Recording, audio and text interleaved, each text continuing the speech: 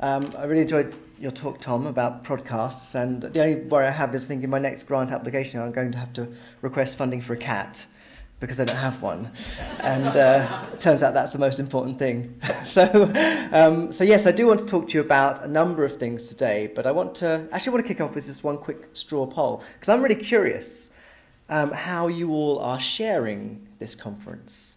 So I'd like to put a show of hands if you are sharing content from this conference online as the conference is happening, either on Twitter or whatever social media. Hands up if you are. So now I'm really curious. I would say that's sort of 70-80% of the audience, so I'm curious what you're sharing it on. So hands up if it's Twitter. Okay, that seems to be a majority. Hands up if it's something else. What are you sharing on? It's an internal Facebook-like thing. An internal Facebook-like thing. Okay, good. It's called Yammer. Oh, Yammer, yes, we have those internal as well. Who else was alternative sharing? Yeah, at the back, what have you got? Instagram and Facebook. Instagram and Facebook, and WhatsApp as well. Any other options? Yeah. Slime. Oh, hang on, slap. I mean, there's a great podcast right there. Slack. Okay, good. So that's a great name for an app, I think. So it seems to me that most of us are still using Twitter. And yet, if you look through the feed, how much of that content are you actually seeing? And one of the big problems we have, as Tom indicated as well, with podcast workflow is how the content actually reaches people. And throughout my work, a lot of what I've tried to do over the years is to build experiences around my own science communication work, but also working with others to create experiences. So this video loop that you're seeing here is taken from last year's Blue Dot Festival at Jodrell Bank Discovery Centre near Manchester, in Macclesfield. And what you're seeing is a gig that took place sort of late night, where you have Rob Appleby, who's a particle physicist, working with James Russell, and they're the guys doing the DJing and VJing up on the stage. Rob works with CERN, and what you're seeing in the visuals is visualizations created from and inspired by the Large Hadron Collider. Rob works a lot at CERN in Geneva. So what we wanted to try to do was to take the data from the LHC and transform it into a gig experience. Part of the thought process around that was only partially connected to the aspiration to communicate the science of the LHC and what it's doing. But more of a priority was to create an experience that people can access science through a very different route. Now, Blue Dot's interesting. Anyone been to Blue Dot Festival? Nobody's been to Blue Dot Festival. So I recommend, if you put it, it's the Glastonbury of the science world, as Brian Cox described it. And it's a place where you'll see this integration of scientific research, really quite ambitious and adventurous musical compositions, but also a lot of hands-on science for families and the public to try out. But what's unusual in this event is to find something within the music section of the festival that is informed by science. You tend to have the separation of these worlds. And a lot of what I've tried to do over the years is to bring together these different contexts in which we experience things. And you see at a lot of science festivals these days, science communication activity taking place. So you've got the music program, and you've got a lot of other activities that people do alongside it. But the challenge is often trying to bring people out of their daily routines into things that maybe are surprising, but also allow them to access some of the science too. So this is an ongoing work, but one of the reasons to mention it is that when we create something like this, when we create this opportunity for people across disciplines to have a dialogue about what they might do as a public experience, we create new conversations about research as well. So a lot of the focus of my science communication activity has not been to, say, take a researcher that's got some research output and say, well, how do we provide a public engagement opportunity or a science communication opportunity, but actually to make the communication a component within the research process itself, so that the public are brought into really the kind of the beating heart of the research process. I think a lot of what we've done over the years, and a lot of what we still do, is in fact looking at trying to build impact, build engagement, build understanding, build even just communication opportunities to share what we've found in our research. But actually, if you look at the direction of travel for the research community and indeed funders, I would say, it's increasingly making sure that the public are involved with the research from day one. You'll see this both in theories of science communication and public engagement, which talk about upstream engagement, which come out of a context where we have criticized this sort of deficit model where we believe the public lack information or understanding and we need to share what we've done in order to level up their understanding. Now it's very much in the mode of trying to see how do we make sure that the public are part of this from the starting point, to the point where actually many journals are beginning to explore requirements for publication as being requiring the authors to have involved the public in the process. So if you want to submit to the British Medical Journal, you have to, as an author, have engaged with the user group of your research. And part of the best practice that's evolving is actually to involve them in the authorship of the articles as well. So this relationship is changing quite rapidly, and it comes out of a particular view about how we think of the relationship between science and society. So this talk, The Scientist as Citizen, I speak in both those modes, really. And it's partly to get across that wider sense of identity that all of the researchers that you work with or come into contact with have this broader identity that surrounds their professional life. And what I've found is that this has become, on the one hand, become much more exciting because we're far more advanced than we were 20 years ago in thinking about how we do science communication. But it's also become more challenging because of the fragmentation of platforms and the different propositions that people are confronted with when trying to think about their science communication journey. And it's changed so much. So I remember as a PhD student being told by a professor that the average academic article is read by 6 people. And it's a stat I haven't looked in recently, but it didn't inspire me to be an academic or indeed to publish very much at all. But and of course, who wants to write an average academic article anyway? But realizing that there is a major limitation to people's access to our materials and what we even research and find at the end of it, led me to start building websites from very early on as a way to connect, but also as a way of thinking about that changing dynamic. So these screenshots show you how the websites have changed over the years, but this self-building DIY digital community, of which I felt part growing up as a PhD student, still is very much a part of my life. And I think it's still, for many academics and researchers, something that they are wrestling with to figure out where to both allocate time, but also develop the skills that they would require to be able to build that web presence. If you look at my university webpage, it is as appalling as they were 20 years ago. And I think there's still a degree of inertia around the university's capacity to actually push people or nudge them into being more publicly present, despite the fact that we know that this is a crucial part of being found by anybody in what we do. So over the years, I've started to look at different ways in which I can communicate this, and about 7 years ago put together the A to Z of social media for academia, which goes through all the different platforms that are out there, tells people what they're all for, how they can use them, gives examples of what they might be used for. And there are so many. There are so many places where you can be present. So to have a podcast like system like Anchor that can push your content across environments is really powerful.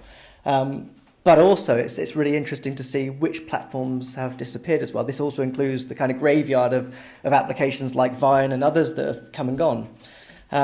So there's a continual need to promote and develop digital literacy around researchers, if only to simply help them figure out how to navigate their world and find that entry point into science communication, sharing their research.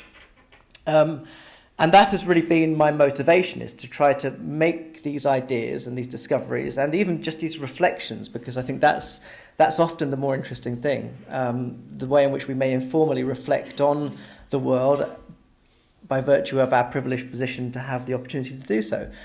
These are spaces in which we can do this. And one of the things that I think is crucial to get across, although I don't think we do it very well, certainly at universities, is allowing people to recognize that they, as a communicator of their research, they don't have to do everything.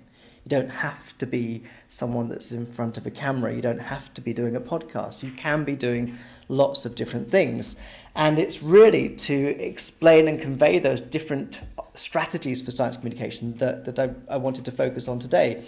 So, and this changes very much over time as well. So I've worked with The Conversation for the last few years to get my articles out. I've had really good experiences with Medium. Hands up if you read Medium in the audience. So maybe 15%, 10%, not many people. So I think that's a platform that's growing very quickly for those science communicators that are beginning to find their way into public dissemination, probably not quite ready for conversation. But what's great about Medium as a writing platform is it allows you to grow your audience yourself independently and even attach your articles to wider verticals around specific themes, of which there are many now, and many of them have really lots of readers as well. So these sorts of platforms and helping people discover them and know about them is a big part of what I do. But that aspiration to reach people beyond our walls is, I would say, the key motivation. But it's also recognizing that we are not the only ones that can drive this science communication activity. And a lot of my time is spent working with other creative content developers to make their own work. So we had a visit from a science fiction writer who was working with the Wellcome Trust recently, who wants to write something on artificial intelligence. And she came up with a couple of other people to the university and met a few of our researchers, talked about the future of AI. And these, for me, are wonderful examples of science communication work, where you are consulting or just discussing complicated ideas with a writer about the future. And so making sure that we allow people to build these sorts of relationships, have ways into the capacity of others to influence people's perspectives, is another central pillar of what science communication requires. It's a crucial way of making sure that our content reaches further. It's clear that as researchers, only a certain number of people will be keen to listen to us, and there are different populations of different demographics on all sorts of platforms. I mean, I just another quick survey. Anyone been on TikTok?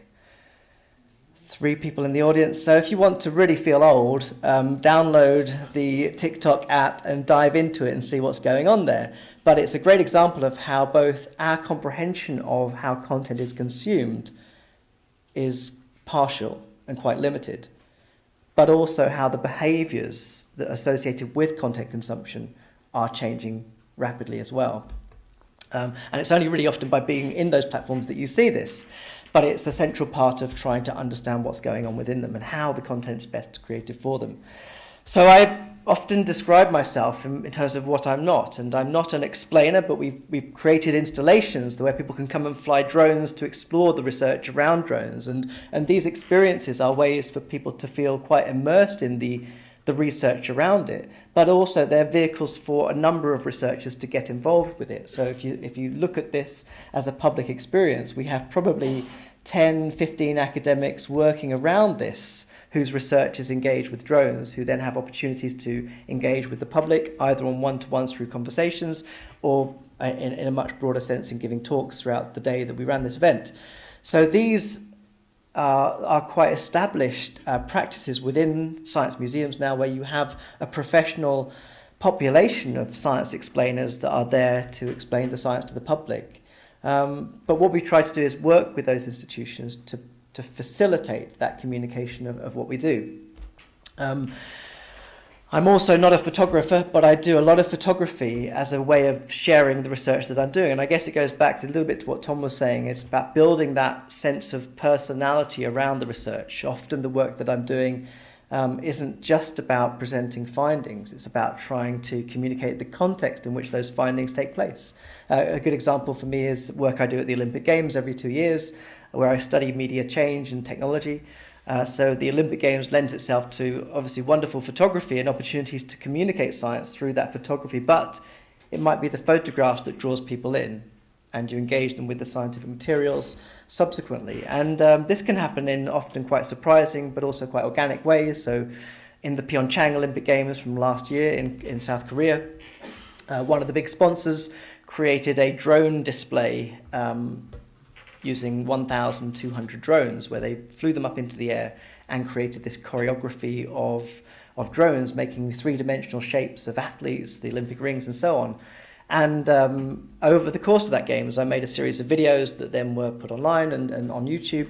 And we got around 50,000 views for the drones video. But it gave us a chance to talk about the science and engineering behind drone choreographies. And so the events themselves are gateways into sharing something about the science that we're doing.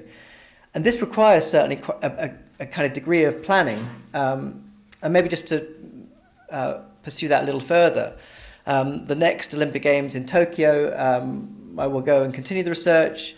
And we have an emerging research strand around what's called esports, competitive computer game playing. There's lots of discussion around the growth of this worldwide and an expectation that for the Olympic Games next year, there'll be a program of esports taking place.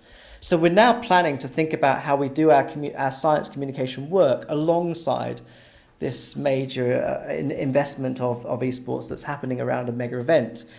And I think that's often one part that certainly academics, researchers struggle with, is trying to think about what are those potential landmarks around the world that you may connect with to then hopefully piggyback on and share your science and engage people around those newsworthy events that are taking place. We tend not to think that far ahead or plan that strategically. And I think that's what we need to be doing.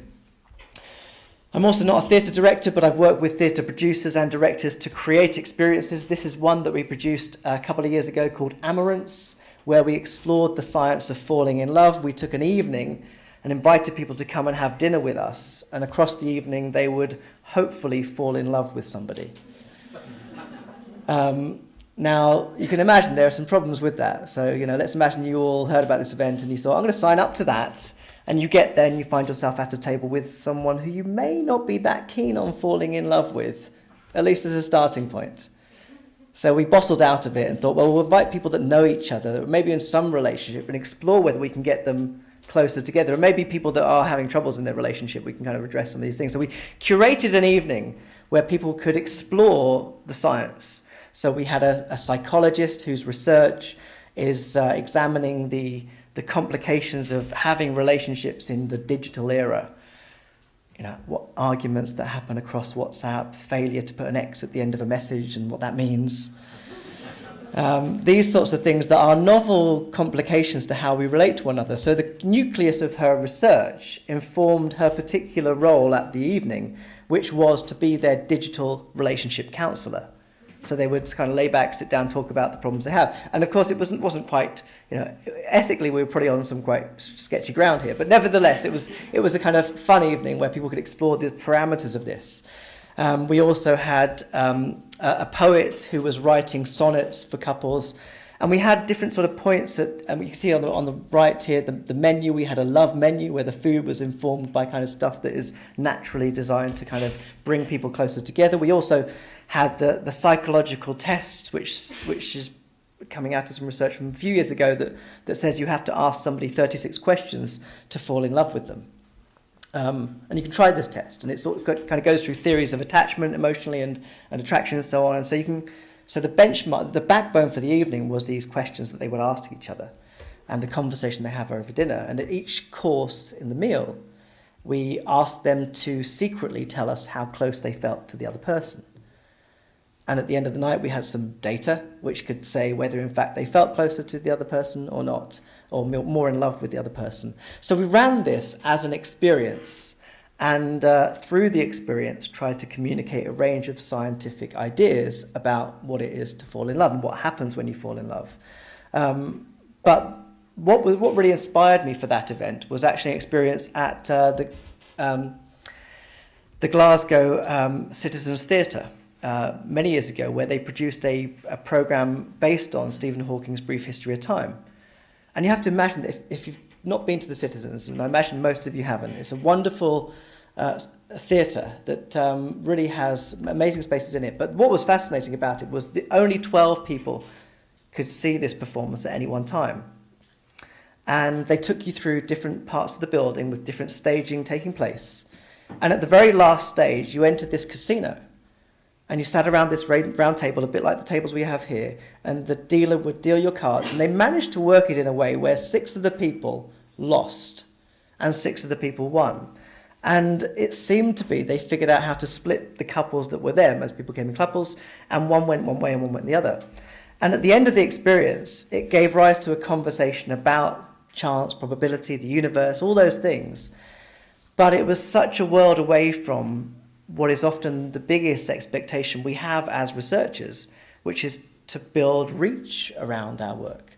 You know, how many people have we reached? How many subscribers do we have? How many readers? How many followers? All these things still gravitate towards the kind of big numbers. And in that event, as with the Amaranths event, we wanted to reach a few people, but reach them in a really deep way, and hope that this will have a legacy for them going forwards.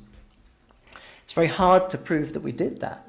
It's very hard to track it back as well.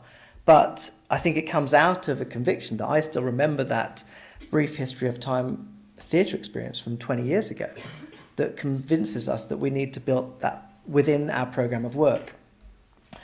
So I'm also not a videographer. I kind of work a lot with film. I bring film very much into my science communication work, often by giving talks based around film artifacts that have been created. So video essays, if you like, of what the technology can do. I've got a new book on drones coming out next year. A lot of what I talk about in relation to drones is so very much imbued with the visual materials that surround its utilization. And these are powerful ways to get things done, not least because I think it's still quite a massive challenge for people to make video, and even harder to make good video, to the point where we sort of think, well, yes, if our marketing department can go out and make films with people, that's probably the best way to get it done well. But, you know, as I said at the start, I come out of a world where I grew up with the internet being this very empowering thing, and still feel like that's not just a technical, functional commitment. It's actually the belief that these channels of communication are ours, and we can and should make the most of them. And in fact, it's increasingly important that we do, because so much of the content gets dragged into these major platforms that are essentially monetizing them for their own gain, but also potentially limiting what people can see. So even understanding how our content is filtered through major platforms is one of those challenges. We know that people both have their own filter bubbles, but we also know that the algorithms within platforms limits what people end up seeing, and that there's an economic model around that. So taking ownership and control of the channels of communication is a big part of why I think we should do this. I'm not a science fiction writer, but I work a lot with science fiction authors and wider creators. So here's a nice example. This video, which I don't know if any of you have seen, Amazon got big ambitions to do drone deliveries all over the world. They have proposed a kind of perpetual warehouse in the sky that will deploy its drones and products worldwide for us. This video went viral last year. And it was sort of revealed to be a fake. But one of the questions that I have about it is whether in fact it's fake at all. The design of this has been awarded a patent a couple of years ago. So this is a conceivable future that Amazon is planning for us.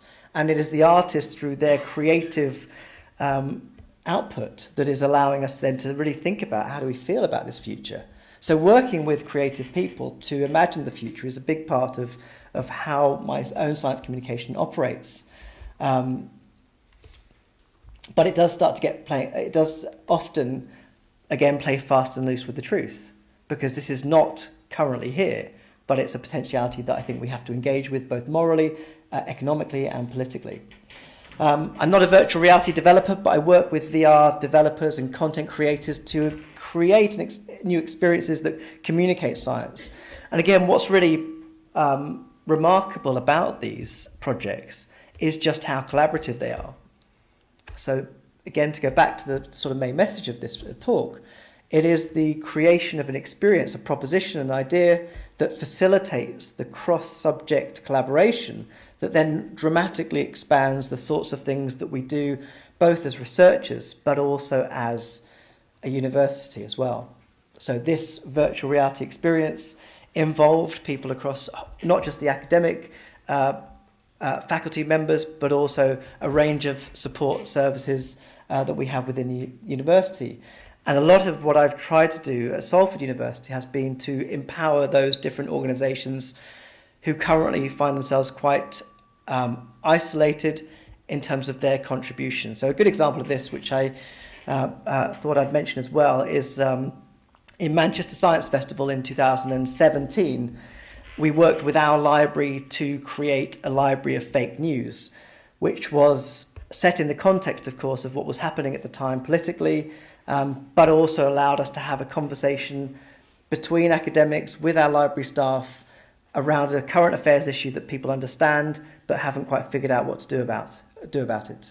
And so we set up a physical space where people could come to terms with what is really going on around this agenda. But the main output for us, or at least I think it is the most compelling consequence of it, was actually empowering our library to be part of what was otherwise an academic programme. So the Manchester Science Festival that we work with tends to be academics sharing their research with the public. And we tend not to involve other units in that production. But the Library of Fake News fostered this conversation and collaboration around creating an installation that allowed then the library to be more effectively engaged.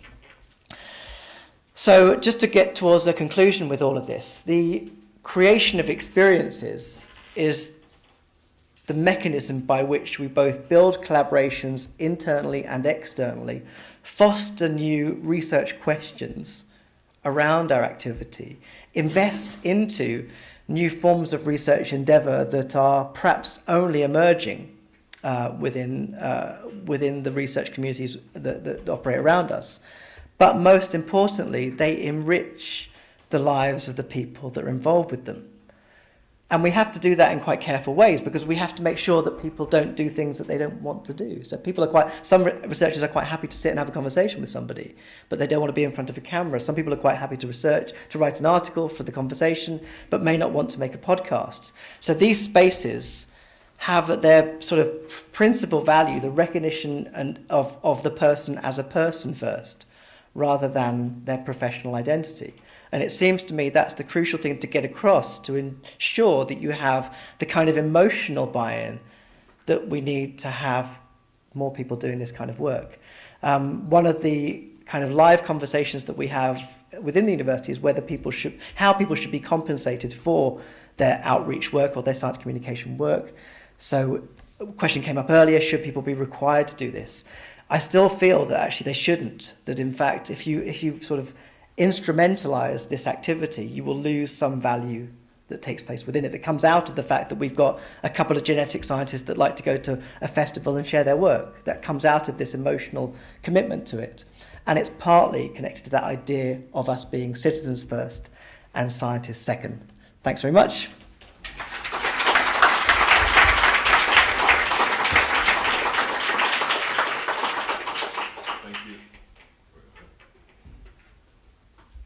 Oh, that's not working. Yeah, thank you, Andy, for this great inspirational talk. There must be questions about this, right? Anybody?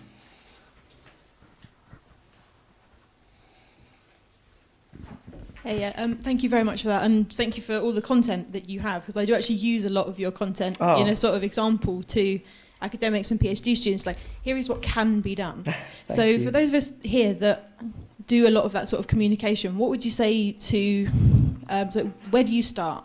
Someone wants to build a career and start getting out there. What would you tell them to do first? What's a good point to start off with? I think the starting point is, what do you enjoy? And actually having a detailed conversation about that is quite a helpful process. We tend to, as a university, we tend to do things like, I'll come and do some media training. And people are then sort of feel like they've got to go along to it, and just in case they end up being on the TV at some point. But actually starting with what you enjoy doing is a really good way to do it. So I've given talks at, they have sci cafes that happen around the world. You know, some people love to go to the pub apparently. So, give a talk in a pub, and there are many opportunities to do that. And I think that's where understanding the person and where they feel comfortable is the crucial step, because actually if you put them in a festival where they've got to demonstrate something or explain something, they may feel really just uncomfortable. But if you stick them in a pub and they can have a pint and talk about what they do, they might be completely at ease. So that for me is the starting point. Thank you. Thank you.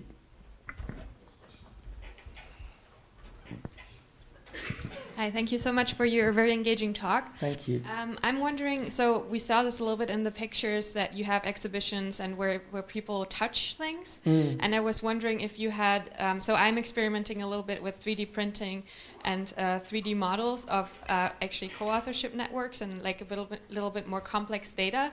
And I've read a bit of literature about like how important touch is for memory and for the experience that people have, and this seems to be really something important too that you convey of like, if people are having fun, they will remember, and so your outreach is so much better. So I was wondering if like the different kind of senses, especially touch, if you have experience with that. It's great question, and I have some experience of it. I still have yet to realise my biggest ambition for designing a multi-sensory digital device. I'll come back to that in a moment. But in the last couple of years, certainly, the direction of travel with things like virtual reality is multi-sensorial.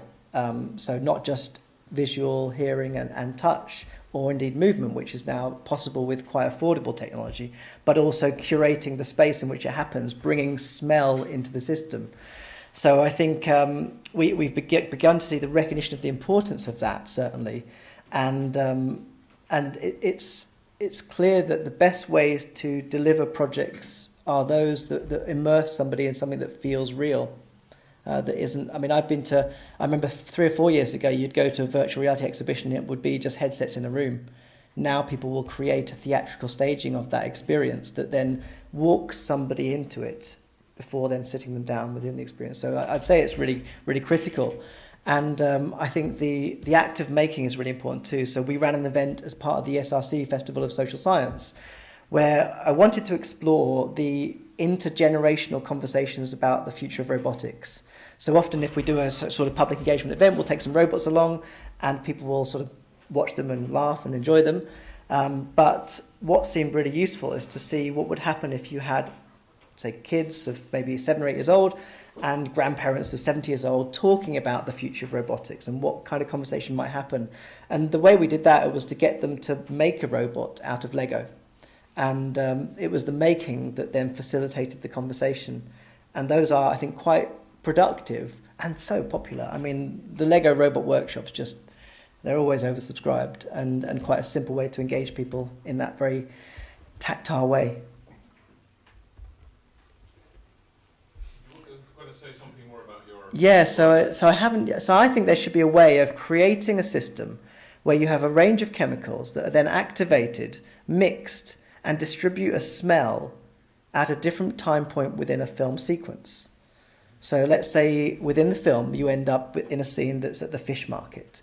The system activates some smells that then produces the smell of the fishy things, and then it moves on to the next sequence in the film. You might be, I don't know, at some sort of industrial place, and it creates those. So actually in the 1950s, 60s, smelly vision was something that people did experiment with, but we're actually not yet there in terms of an actual thing you could just buy and mix up these chemicals. I think chemically it's possible, but we're still not there yet.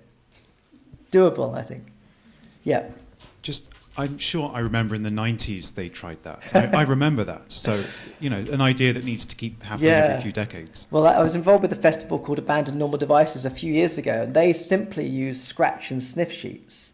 So at different points in the film, you'd do your scratching. And that was actually, some of the best systems are the simplest ones. But what was lovely about it was it reminded me that scratch and sniff existed, It's a long time ago since I thought about that. Yeah, thank you. One there in the back.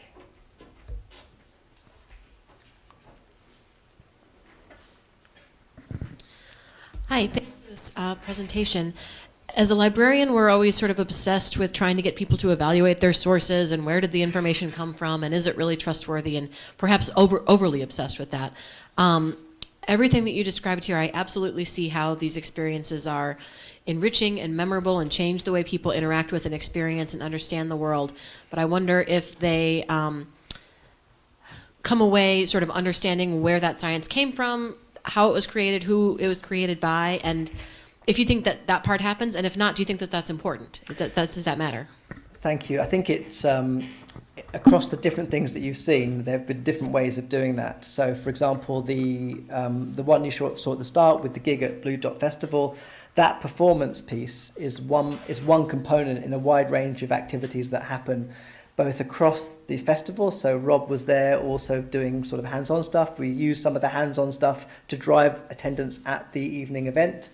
So I think it's useful to think about each of these things as just one node in a network of activities that takes place, and they each serve quite different purposes. So in fact, the article that we've written around this particular performance says we're pretty sure that nobody got any scientific understanding as a result of coming to our gig half drunk at the end of the festival. But it's part of that process of thinking through these relationships and also fostering a different conversation about what public engagement can do. So the one of the biggest outputs for me of that was what happened in the interactions between Rob and James. Rob and James would never have worked together were it not for this proposition. And we're now into a further conversation about, could we envisage, because our genetic scientists were there as well, and we thought, well, and they were taking DNA from people and then giving some information about their sort of bacterial diversity.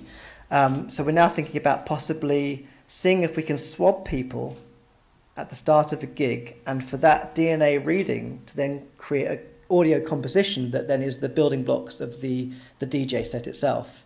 So how could you develop generative music out of people's DNA?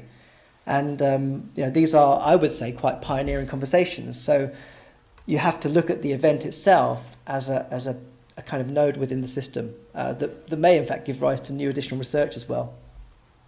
That's a long answer. We've got one here. Have we got time? Yeah, I think we got a...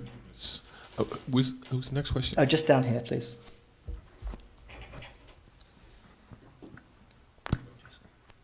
Are there? It's aligned to the last question we just had, but do you directly link any of your knowledge exchange activities to impact activities, things that can be measured by your annoying impact people?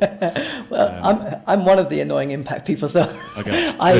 We have an impact coordinators group in the university, and a lot of our time is focused on actually trying to both understand where the emerging impact journeys are to then facilitate engagement opportunities around them. But certainly with regards to both, you asked about quantifying that impact or clarifying it. Yeah, I mean, I almost feel like I'm dampening the mood, but exactly no, not at all. That kind of measurable impact and trying to leverage off your knowledge exchange events or, your public engagement events. Yeah, and certainly we do. We try to be mindful of where those impact journeys exist and can be developed or enriched by creating events. We're also conscious that many of the researchers don't have a facility for their impact to even be enriched. So we will create events. So the final video that you saw, the Game Lab video, which was a kind of it was an entire building full of researchers. Within that building were a range of people, some of whom were researchers that we believe are on track to have an impact case study, or that are beginning their journey in impact development, and they invite a community around them to come to the event. And others are quite far into their impact journey and then want an event to sort of share their research. So the events themselves are multifaceted, but certainly mindful of how impact is present within them, and particularly, even more specifically, how the REF sort of impact case studies are facilitated to be part of them too. And we also found it's quite useful to work with festivals because they also have their own evaluation programs, which then provide both data for us, but also a helpful conversation about how we might think about impact and evidencing it in either quantitative or qualitative way. Sorry, just to be one little more thing, just to be more annoying. Have you done any research on the effect of that alignment and whether the public engagement does amplify the potential impacts? Or any anecdotal evidence? So, for example, the event I just mentioned, that working with a festival, whether that engagement leads to greater impact, is that what we mean?